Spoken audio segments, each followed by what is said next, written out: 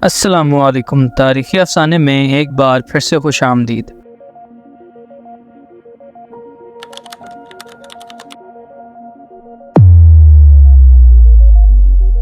آج ہم ایک مضبوط تاریخی آرٹیفیکٹ کے بارے میں بات کر رہے ہیں جو اینشنٹ ایجپٹ کے ہائیروگلیفس کو سمجھنے میں مدد کرتا ہے۔ ہائیروگلیفس ایک ایجپشن پیٹرن تھا جس میں وہ لکھا کرتے تھے، بالکل ایسے ہی جیسے آج ہم انگلش یا اردو میں لکھتے ہیں، لیکن اس میں صرف ورڈز کا نہیں بلکہ پکچرز اور مختلف سمبلز کا بھی استعمال ہوتا تھا۔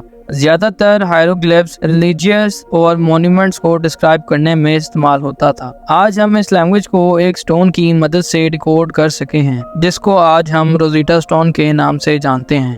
یہ 1799 میں نپولین بوناپارٹ کے ایجپشن کیمپین کے دوران پایا گیا تھا اور اس نے پرانے مصر کی لینگویج، کلچر اور اس کے اتہاس کے راز کھولے تھے۔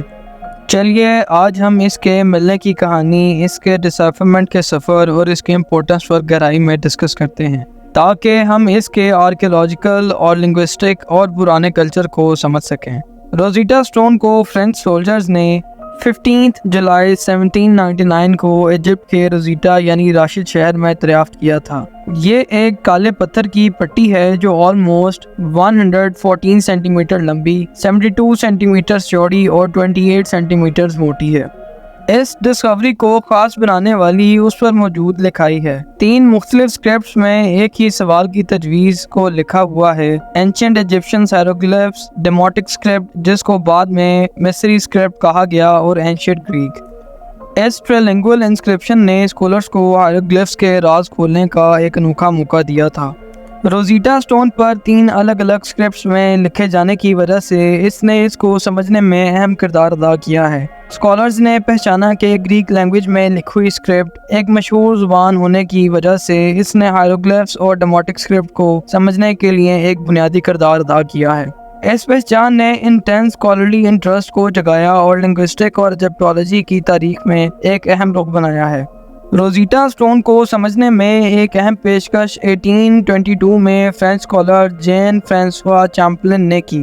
کمپیریٹو میتھڈ کا استعمال کرتے ہوئے چیمپلن نے تینوں اسکرپٹوں کے بیچ مشابہت اور موازنہ کیا۔ انہوں نے پہچانا کہ گریک سیکشن میں کچھ نام ہائیروگلیفکس میں موجود تھے جو رائل نیمز کو ظاہر کرنے کے لیے یوز کیے گئے تھے۔ اس سب سے چیمپلن کو بہت سارے ہائیروگلیف سائنس کے فونیٹکس ویلیوز اسٹیبلش کرنے میں مدد ملی اور آخر کار انہوں نے پوری اسکرپٹ کو ڈیکوڈ کر لیا۔ ان کا یہ یوگدان ایجپٹولوجی میں ایک نیا موڑ ہے اور اسے اینشنٹ ایجپٹ کے کلچر، ہسٹری اور ریلیجن کو سمجھنے میں نئے راستے کھولنے میں مددگار ہے۔